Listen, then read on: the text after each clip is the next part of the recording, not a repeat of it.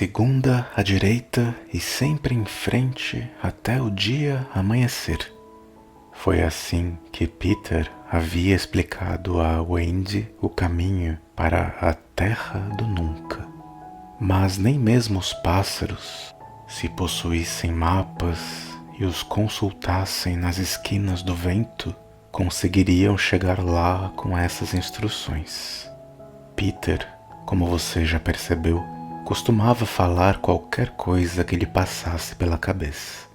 A princípio, seus companheiros confiavam nele cegamente e estavam tão encantados com o voo que perderam tempo rodeando torres de igreja ou qualquer outro objeto alto que aparecesse no caminho.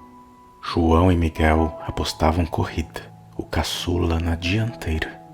Eles lembraram com desprezo que pouco tempo antes haviam se achado geniais só porque tinham conseguido voar pelo quarto. Pouco tempo antes. Mas quanto tempo? Estavam sobrevoando o mar quando essa pergunta começou a preocupar Wendy seriamente. João achava que aquele era seu segundo mar e que já estavam em sua terceira noite. Às vezes ficava escuro e às vezes estava claro. Uma hora eles tiritavam de frio e outra hora quase morriam de calor. Será que também sentiram fome de vez em quando ou só fingiram sentir, já que Peter tinha um jeito diferente de arrumar comida? Era assim. Eles perseguiam os pássaros que levavam no bico algum alimento adequado para criaturas humanas e o pegavam. Então os pássaros os perseguiam e pegavam o alimento de volta. E nisso voavam alegremente por quilômetros e quilômetros, despedindo-se com votos recíprocos de boa sorte depois de partilhar a comida. No entanto, Wendy percebeu com certa preocupação que Peter aparentemente não via nada de esquisito nesse jeito de conseguir o pão de cada dia e nem sequer desconfiava que havia outras formas de obtê-lo. Quanto ao sono, não havia dúvida, era bem real e muito perigoso, pois no momento em que adormeciam, eles caíam. O pior era que Peter achava isso muito engraçado. "Lá vai ele de novo!" gritava, radiante de alegria, quando Miguel desabava de repente, feito uma pedra. "Salve-o!" Wendy pedia, olhando horrorizada para o mar cruel que se estendia lá embaixo. Peter mergulhava no ar e agarrava Miguel quando ele já ia quase tocando na água. Fazia isso de um modo maravilhoso, mas sempre esperava até o último instante, e a gente percebia que o que lhe interessava era demonstrar a própria habilidade, não salvar uma vida humana. Peter também gostava de variedade e podia de repente achar sem graça uma brincadeira que momentos antes o encantara. Isso significava que na queda seguinte era capaz de não mover uma palha para salvar quem estivesse caindo. Peter conseguia dormir durante o voo simplesmente deitando de costas e flutuando no ar. Devia isso, ao menos em parte, ao fato de ser tão leve que se você ficasse atrás dele e soprasse, iria fazê-lo voar mais rápido. "Seja educado com ele", Wendy cochichava para João quando brincavam de "faça tudo o que seu mestre mandar". "Então diga para ele parar de se exibir", João respondia. É que nessa brincadeira, Peter voava bem pertinho da água e mexia na cauda de todo tubarão que passava, do mesmo modo como a gente corre o dedo por uma grade de ferro quando está andando na rua. Seus companheiros não conseguiam imitá-lo com muito sucesso, e portanto ele talvez estivesse mesmo se exibindo, principalmente porque olhava para trás o tempo todo para contar as caudas que os outros não conseguiam tocar. "Vocês precisam ser bonzinhos com ele", Wendy insistia com os irmãos. Já pensaram o que será de nós se ele nos abandonar? A gente volta para casa, Miguel sugeria. Ou vai em frente, João acrescentava. Aí é que está o problema. A gente não sabe como parar. Era verdade. Peter havia se esquecido de ensiná-los a parar. João dizia que, na pior das hipóteses, deviam seguir sempre em frente, pois, como o mundo é redondo, acabariam chegando à janela de onde haviam saído. E quem vai arranjar comida para nós? Eu consegui muito bem tirar um pouco do bico daquela águia. Conseguiu, sim, depois de tentar 20 vezes, o Andy lembrava. Mesmo que a gente ficasse craque em arrumar comida, veja como trombamos nas nuvens e nas coisas quando ele não está por perto para nos dar uma mão. De fato, os três viviam batendo em tudo. Agora já conseguiam voar relativamente bem, embora ainda esperneassem demais. No entanto, quando viam uma nuvem pela frente, acabavam esbarrando nela, por mais que tentassem evitar. Se Naná estivesse ali, arrumaria um curativo para pôr na testa de Miguel. Nesse momento, Peter havia se afastado e eles se sentiam muito sozinhos. O garoto era tão rápido que de repente sumia de vista e ia viver alguma aventura da qual os três irmãos não participavam. Depois voltava, rindo de uma coisa super engraçada que dissera para uma estrela, só que não recordava mais o que era. Ou então aparecia com escamas de sereia grudadas na pele e não sabia explicar o que havia acontecido. Isso era muito irritante para as crianças que nunca tinham visto uma sereia. E se ele esquece tudo tão depressa? O Andy argumentava. Como podemos esperar que continue se lembrando de nós? Realmente, às vezes Peter não se lembrava de seus companheiros, ou não se lembrava muito bem. O Andy tinha certeza disso. Uma vez, ela percebeu claramente que Peter os cumprimentou como se fossem estranhos, e só os reconheceu quando já começava a se afastar. Em outra ocasião, ela teve até que se apresentar de novo. Sou a Wendy, disse-lhe preocupada. Peter pediu desculpas e cochichou. Sempre que perceber que me esqueci de vocês, repita. Sou a Wendy e eu vou me lembrar.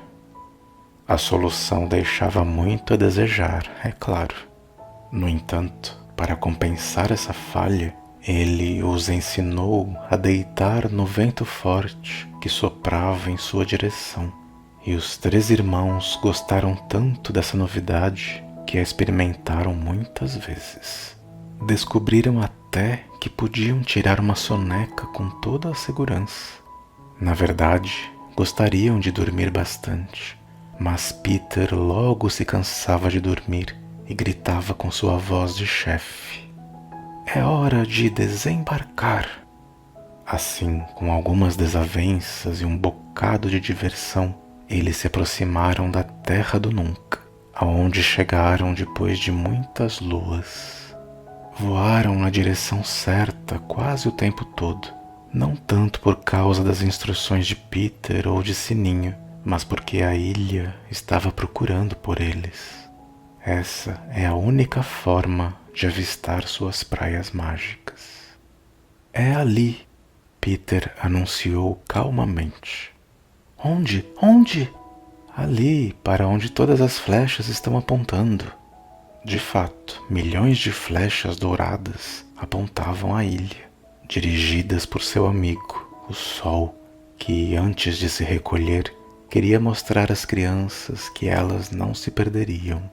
Wendy, João e Miguel ficaram na ponta dos pés em pleno ar para ver a ilha pela primeira vez. E o engraçado é que a reconheceram de imediato.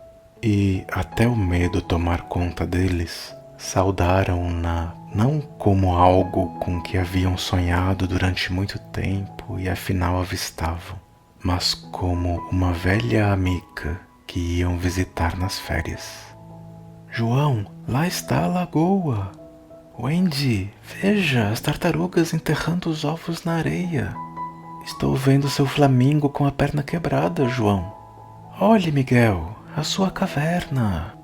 João, o que é aquilo lá no mato? É uma loba com os filhotes. Acho que é o seu lobinho, Wendy. Vejam, é o meu barco, todo estropiado. Não é não, a gente queimou o seu barco. Mas é ele sim. Ei, João, estou vendo a fumaça do acampamento dos Peles Vermelhas. Onde? Mostre para mim. Pelas formas da fumaça, eu sei se eles estão em pé de guerra. Ali, do outro lado do rio misterioso. Agora estou vendo. Eles estão em pé de guerra. Tantos conhecimentos deixaram Peter meio irritado. Mas, se ele queria retomar o comando, seu triunfo estava próximo. Eu não falei que o medo ia tomar conta deles? Pensou. Foi quando as flechas sumiram, deixando a ilha no escuro. Antigamente, quando eles ainda moravam em sua própria casa, a Terra do Nunca sempre se tornava meio escura e assustadora na hora de dormir. Campos inexplorados surgiam e se espalhavam pela ilha, percorridos por sombras negras. O rugido das feras ficava muito diferente e, principalmente, se perdia a certeza da vitória. Ainda bem que as crianças tinham as lampadinhas acesas na cabeceira. Ainda bem que podiam ouvir Naná dizendo que aquela coisa grande era a lareira e que a Terra do Nunca não passava de faz de conta.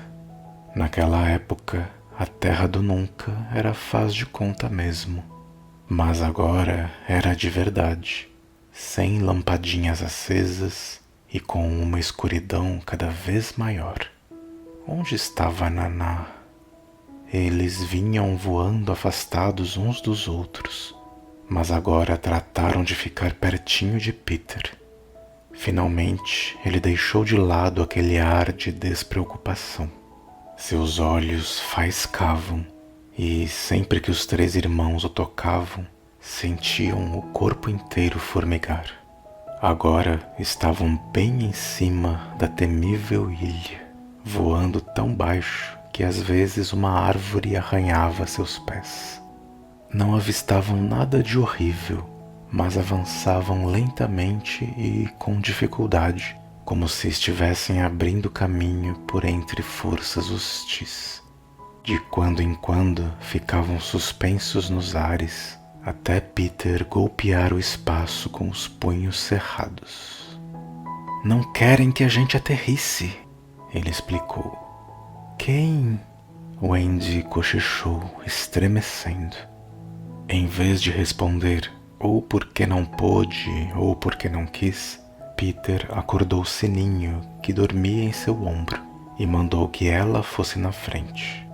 Às vezes ele parava no ar e escutava atentamente, com a mão atrás da orelha, e, com olhos tão brilhantes que pareciam abrir 2 buracos no chão, examinava de novo a terra lá embaixo. Depois seguia a viagem.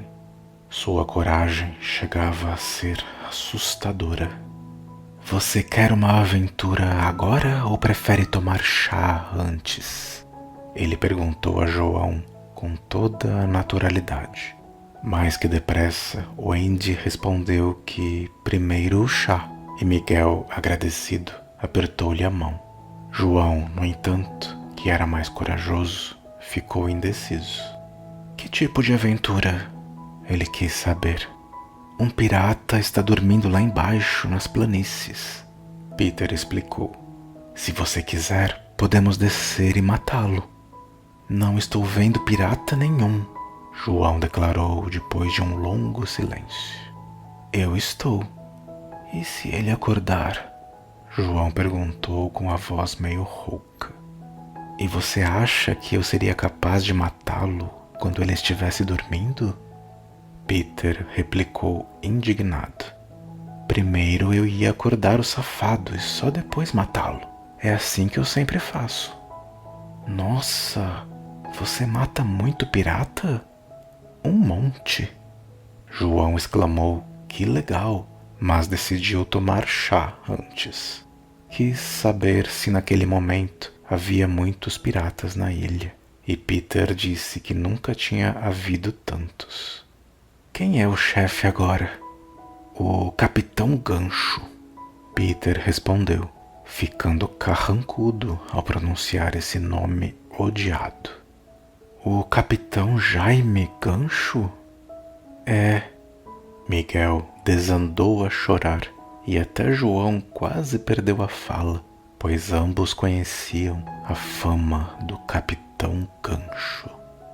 Ele era ajudante do Barba Negra, João informou, completamente rouco. É o pior pirata que existe, o único homem que metia medo no Capitão Barbaçudo. Como é que ele é? É grande? Não tanto como era. O que você quer dizer com isso? Que eu cortei um pedaço dele. Você? Eu mesmo, Peter confirmou, irritado. Não tive a intenção de lhe faltar com respeito. Tudo bem. Mas que pedaço você cortou? A mão direita. Então ele não pode mais lutar? Ah, pode sim. Ele é canhoto? Ele tem um gancho de ferro no lugar da mão direita. É a garra dele. Garra? Foi o que eu disse, João. Peter confirmou. Sim. Diga sim, senhor. Sim, senhor. Existe uma coisa que todo menino que está sob as minhas ordens precisa prometer, inclusive você. Peter continuou. João empalideceu. É o seguinte, se a gente enfrentar o Capitão Gancho numa luta aberta, você tem que deixá-lo para mim. Eu prometo, João garantiu lealmente. Agora já não sentiam tanto medo, porque Sininho estava voando com eles e, com sua luz, permitia que se enxergassem uns aos outros. Infelizmente, a fada não conseguia voar devagar e por isso tinha que ficar dando voltas em torno deles, de modo que o pequeno grupo se deslocava como se estivesse dentro de um círculo. Wendy estava adorando, até que Peter informou. A Si acabou de me dizer que os piratas viram a gente antes de escurecer e já prepararam o canhão. Aquele grandão? Aquele mesmo. É claro que estão vendo a luz da Si.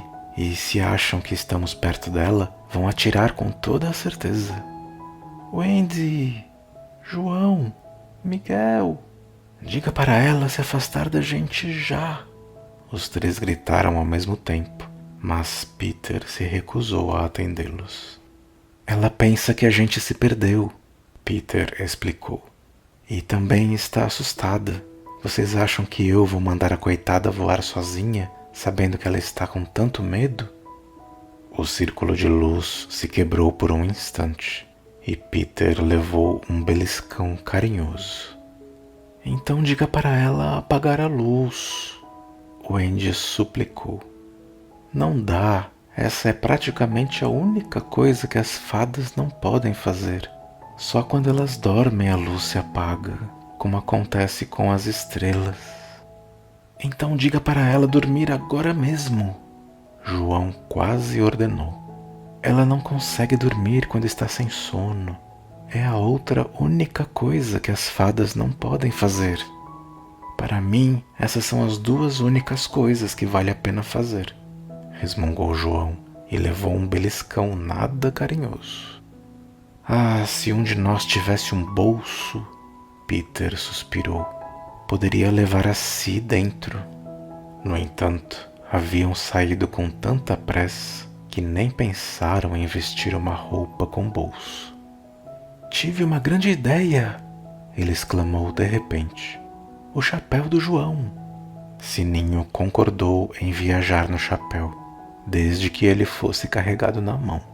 Esperava que Peter se oferecesse para carregá-lo, mas foi João quem se prontificou. Pouco depois, Wendy pegou o chapéu, pois João reclamou que ele esbarrava em seu joelho durante o voo. Como veremos mais adiante, isso acabou criando um problema sério, porque Sininho detestou dever favor ao Wendy. No chapelão preto, a luz ficou completamente escondida e o grupo prosseguiu viagem em silêncio.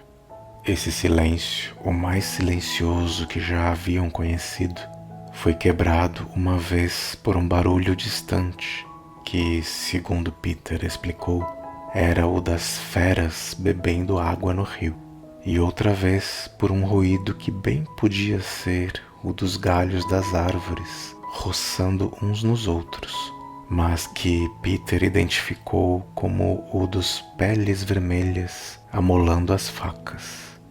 Até mesmo esses ruídos desapareceram, e Miguel estava achando o silêncio apavorante. Ah, se alguma coisa fizesse algum barulho, choramingou. Como que, atendendo ao seu desejo, o estrondo mais tremendo abalou os ares. Os piratas haviam disparado o canhão contra eles. A explosão ecoou pelas montanhas e os ecos pareciam gritar ferozmente. Onde eles estão? Onde eles estão? Onde eles estão? Foi assim que os três, aterrorizados, descobriram a diferença entre uma ilha de faz de conta e a mesma ilha de verdade. Quando por fim tudo se acalmou, João e Miguel se viram sozinhos na escuridão. João caminhava no ar mecanicamente e Miguel, que não sabia flutuar, flutuava. Acertaram em você? João murmurou com a voz trêmula. Ainda não verifiquei, Miguel respondeu, murmurando também. Agora sabemos que ninguém foi atingido, mas a ventania provocada pelo disparo carregara Peter para longe, na direção do mar, e levara Wendy lá para cima, onde apenas Sininho lhe fazia companhia. Estaria tudo bem se nesse momento Wendy tivesse largado o chapéu. Não sei se Sininho teve a ideia de repente ou se havia planejado tudo durante o caminho. O fato é que ela imediatamente saltou para fora do chapéu e começou a conduzir Wendy para a destruição. Sininho não era inteiramente malvada. Ou melhor, agora era, mas, por outro lado, às vezes era inteiramente bondosa. As fadas têm de ser uma coisa ou outra, porque, sendo tão pequenas, infelizmente só tem lugar para um sentimento de cada vez. Elas podem mudar, só que a mudança tem de ser completa. No momento, Sininho estava morrendo de inveja de Wendy. Naturalmente, Wendy não conseguia entender o significado de seu tlim-tlim delicioso, que, no entanto, parecia muito amável. Além do mais, Sininho voava para trás e para frente, como que dizendo: siga-me e tudo vai dar certo. O que mais a pobre menina poderia fazer? Ela chamou Peter, João e Miguel, porém só o eco lhe respondeu, zombeteiro. Wendy ainda não sabia que Sininho a odiava com o ódio feroz de uma mulher de verdade. E assim, encantada, hesitante em seu vôo, seguiu Sininho em direção à sua própria ruína.